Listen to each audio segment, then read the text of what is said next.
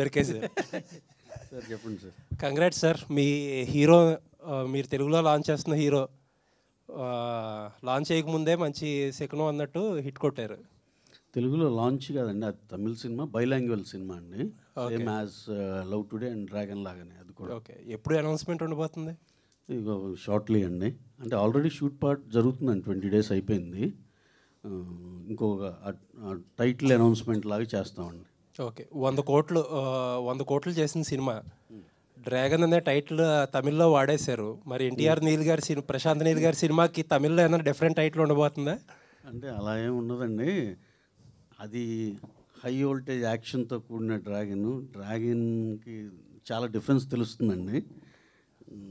Not like ఈ సినిమాని తక్కువ చేయాలని కాదు, కానీ ఇది ఈ జోనర్లో ఎక్స్ట్రాడినరీ ఫిలిం. అది ఇంకా అది వేరే లెవెల్, వరల్డ్స్ అంటే ఇంటర్నేషనల్ రిలీజ్ చేసే సినిమా, అది extraordinary cinema. This dragon title hit అవటం ఇంకా హ్యాపీగా ఉంది. నెక్స్ట్ ఆ పెద్ద డ్రాగన్ వచ్చి మొత్తాన్ని చుట్టేస్తుంది. ఓకే, ఆల్ ది బెస్ట్ అండి. థ్యాంక్ యూ అండి, థ్యాంక్ యూ. ప్రదీప్ గారు, సో మీరు ఫస్ట్ చేసిన సినిమాకి సెకండ్ చేసిన సినిమాకి మీకు క్యాస్టింగ్